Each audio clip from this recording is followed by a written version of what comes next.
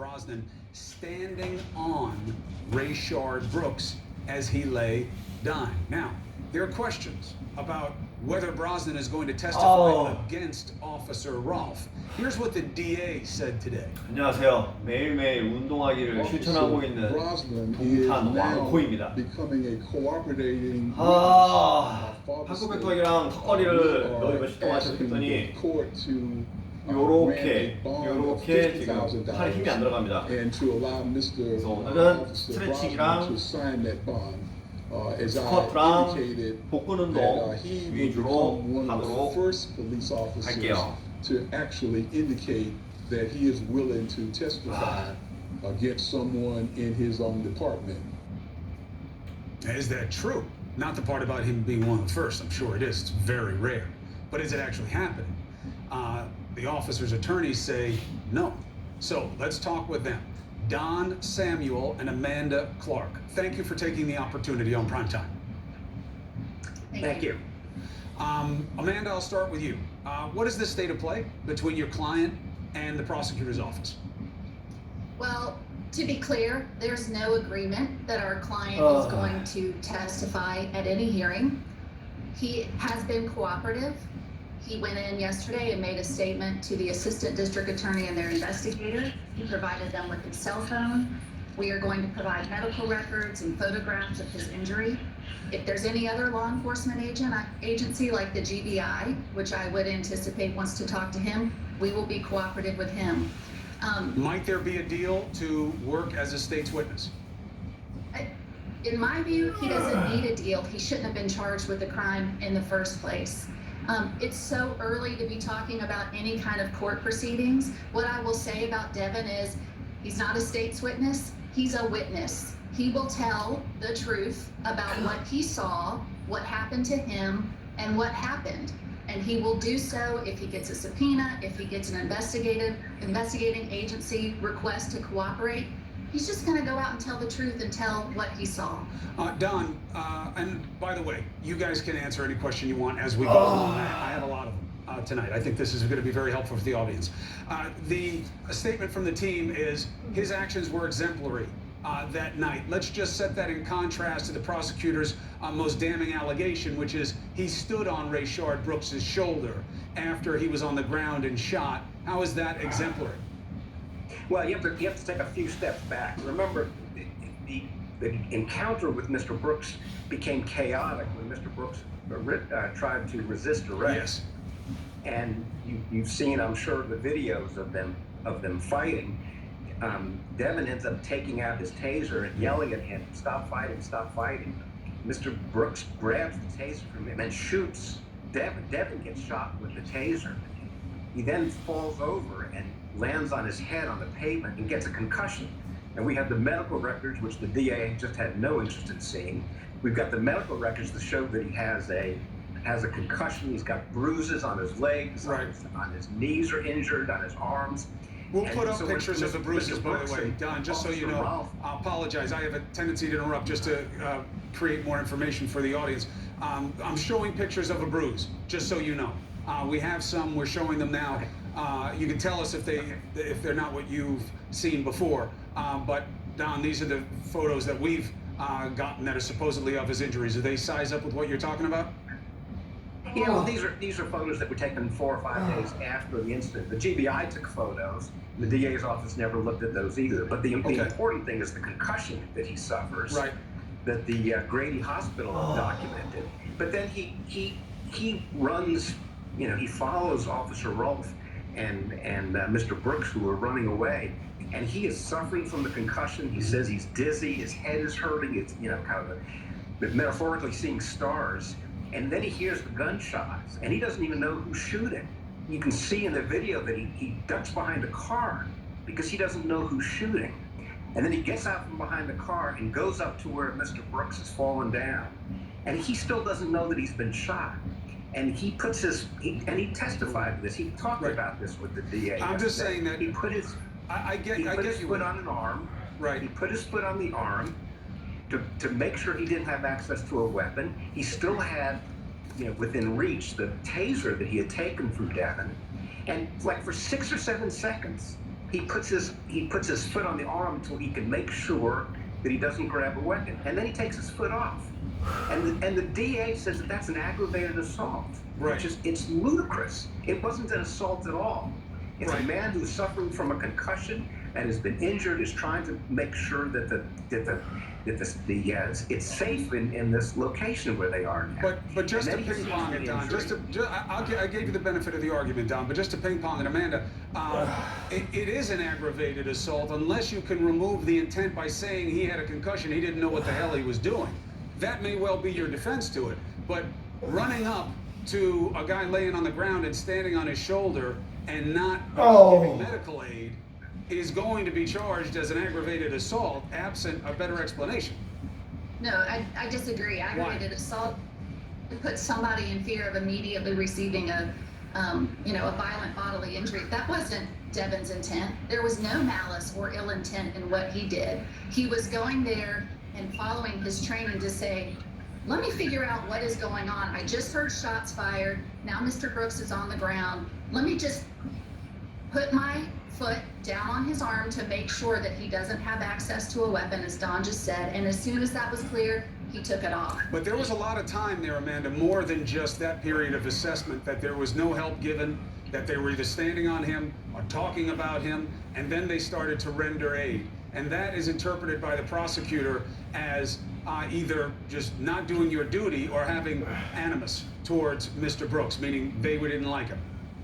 So Devin, sorry, Don, you go ahead. Go ahead, Don, go ahead. I got you both for a reason. I mean, the timeline is not the way the DA described it today. Within a matter of seconds, you hear the sirens coming. They roll him over to try to figure out where the entrance wound is when they realize that when Devin realizes he's been shot. Within less than a minute, Rolf is running back to his car to get the first aid kit. This notion that they Prosecutor stood says around Rolf nothing kicked for him. 2 minutes Don? is just wrong. Prosecutor says Rolf kicked him. That is not visible on the video, and Devin certainly never saw that. Within less than a minute, he's running back to get his first aid kit. Other police officers were there on the scene. Other police officers there, they're not rendering aid. The only person who ends up rendering aid is the man with the concussion, our client. Other police officers are standing there. There's an ambulance that's coming. There's fire trucks that are heard. Other police cars are coming. And they indict our guy who's got a concussion, who's the only one who ends up doing CPR. All right. It makes no sense what the DA's charging us. I take that argument. Amanda, let's look at this idea that the performance that night was exemplary in the context of several different aspects of this, starting from light to heavy. Light is, you see the guy, he's drunk, he says he wants to walk home. You could have let him. You don't have to, but in terms of exemplary or not. Two, you can't get him on the ground, and with all due respect, watching the video as somebody who's not a cop, never been a cop, been with lots of cops, spent many years of my life training in ground fighting and self-defense. Two men should be able to take one man down. The training looked absent at best. I don't know how that's exemplary. Then Brooks takes your taser, even though he's drunk and you have another cop there with you. How is that exemplary? And then you get knocked senseless in the course of your job against a drunk man. How's any of that exemplary in terms of how he should have been able to do the job? Sure. Well, so I go back and start with the initial response. And when Devin goes over there, he's not going over there thinking, who am I going to arrest? He goes over there thinking, let me figure out what's going on. Right. His initial thought is, this man maybe had a long day at work. Maybe he's got a medical condition. And you see on the video, he says to him, what's going on? Very nice. That to me is exemplary in showing care and respect and concern about the citizen that he's dealing with. With regards to the argument, well, why didn't you call him an Uber? Why didn't Or drive him home? Or drive him home? Number one, Mr. Brooks provided an Ohio driver's license, and he was driving a rental car. We also see in the video, he's disoriented about where he is. He says that he's in Forest Park, Georgia, when in fact he's in the city of Atlanta. He thinks that his hotel is just down the street over a bridge. There's no bridge nearby. So letting him walk home, in Devin's opinion, was not an option, particularly for Mr. Brooks' safety. Okay. If he's how about the inability to make the arrest? Yeah, so what I will say, when I saw that struggle is and let me back up too. Let me tell you one thing too that I think is important to highlight, which is that Devin did not know that Officer Roth was going to arrest Mr. Brooks at that point in time. You can see on the video there's no verbal announcement that arrest is about to be made. There was no nonverbal communication. It's not like Roth. Does Brosnan think that Rolf did the job the right way that night? Brosnan is not and has not offered any opinion about what Officer Roth did. And just quite frankly, Don and I are not concerned about defending Officer Roth's actions. He has his own legal team, and we're going to leave that to them. We're concerned about Devin. So if I could just get back and I'm just asking you in the context. You said he's going to tell the truth. He's going to tell the truth. Anybody asks him, he's going to answer the questions. That is part of the truth. His perception of what Rolf did and why Brooks wound up dead is part of the truth. Well, what Devin would say is, Devin would like the heads up we're about to take this guy in custody. Is he okay with Brooks being shot from behind? Of course not. Of course. He, as I said, we put out a written statement earlier, and what we said is that what Devin has communicated to us is that he has grief about the situation. Offers his condolences to Mr. Brooks' family. This was a tragic situation. And from Devin's point of view, when he went there, to initially engage with Mr. Brooks, he had no clue it was going to end up the way it did. He also had no clue that Mr. Brooks was going to struggle the way he did. Devin had no clue he was going to end up smacking his head on the pavement. I don't think anybody, and all of us have watched the video, right? Nobody watched the first 40 minutes of that video and thinks that a struggle is about to happen because, as we've all seen, Mr. Brooks was, friendly. He was being respectful to the officers. The first 40 minutes were a good interaction. His decision to struggle changed everything for the worse. There's no question about it. Don, the only question is whether or not it warrants a death sentence. Which is him deciding to struggle and get into a fight with two cops, winds up you getting shot from behind, which I don't know how you justify. Of course it doesn't warrant a death sentence, and you know that, Chris. He doesn't warrant a death sentence, but, we're talking about Devin. Devin gets injured. As I said repeatedly, he gets a concussion. I get it. All he can testify about is what he observed. And you can see it on the video as well as he can.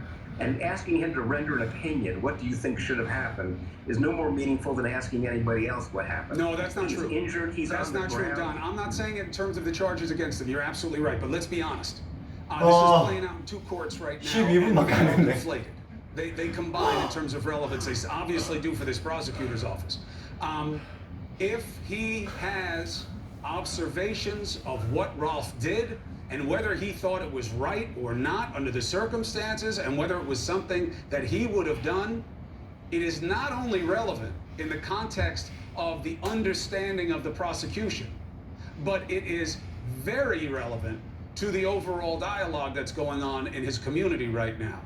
And if his goal is to tell the truth and to be candid, that's gotta be part of his actions, if that is his intention, fair or not. Absolutely, I agree with you. He is absolutely going to describe everything that he observed. He's going to describe everything that he saw. And he did it yesterday when we sat down in the DA's office with the DA and the investigator. Every second, second by second by second, he described what he observed. Did he think the shots were warranted? Huh? Did he think the shots were warranted? 저 안 느껴져요. 저 지금 팔 후들거리고 있습니다. Well, now you're really he was further asking. away. He was further away. He was behind him. He didn't even know who'd shot the gun at the time.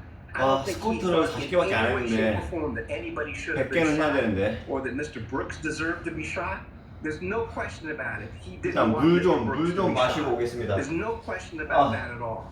And we have told the DA that he would be cooperative and answer every question as to what. But someone's going to have to ask Mr. Roth. His legal team is going to have to explain what was going through his mind. They're invited and why every he night. did what he did. They're invited every night, just as you were. I have to tell you, Don and Amanda, it is helpful to the audience because people feel like we're living in two different worlds these days. It is very important for For people like you, and obviously your client, I know he's got a case coming up. He gets the opportunity as well if he wants it.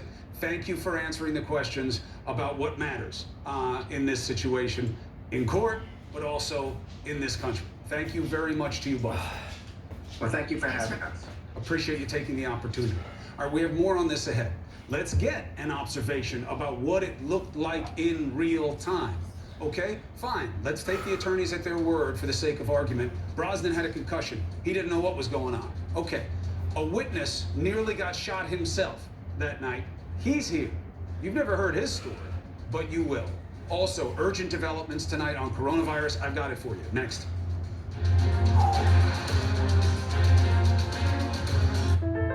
We knew it was coming. The signs were all there. We knew we had to change, but we didn't. Destroying wild habitats, exploiting wildlife, turning a blind eye. Maybe it would go away. It didn't. It began to bite back. Primates at HIV, civets at SARS, bats and Ebola. COVID-19 is not the first pandemic, and it won't be the last. Unless we deal with the root causes. It's time to stop the wildlife trade and to support compassionate, sustainable farming to protect our planet. Let's change our relationship with nature forever. For all life on Earth. The coronavirus pandemic has changed the world, the way we live, work, and shop. As people continue to stay at home, consumers are ordering more online than ever before. COVID-19 is a wake-up call for the retailers. From augmented reality to drone deliveries, we look at the innovations that are rewriting the rules of retail well beyond the pandemic. Inventing Tomorrow, this weekend on CNN. African Voices Changemakers. Create opportunities. Impact communities. Transform lives. 오늘 날씨가 흐리네요. Actress Yvonne Orji reflects on her Nigerian roots and her journey to stardom. Folks who have given Nigerians a bad rap, they're not as much as the folks who have given Nigerians a good rap. African Voices Changemakers, only on CNN. I'm Isa Suarez in London, and this is CNN.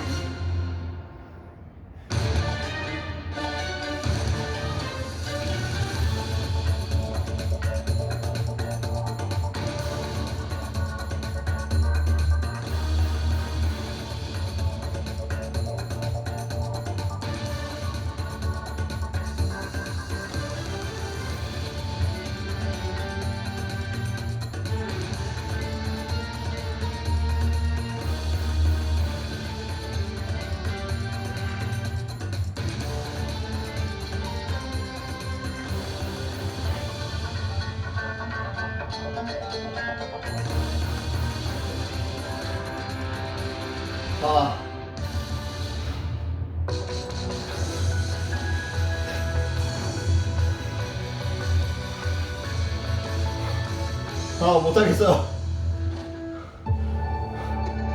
못하겠습니다. We play a huge 이거 role in the 10개만 technology that's 끝낼게요. deployed into the global infrastructure. And as we've seen in this pandemic, the essential 두드러기도 use 낫지도 of 않고. the computer is so important. 스트레스 We've had to 진짜. not only protect the health and welfare of our employees, but also our customers are counting on us more than ever, and we don't expect that to change. How we do it going forward is going to change, both in terms of how our products are consumed, but also in how we develop those products. As we come out of this pandemic and going forward, I do believe that in doing that, we'll be much more flexible in the rules we use in terms of the opportunity for people to work in the environment that makes the most sense for them. I'm Marwa Damon in Istanbul, and this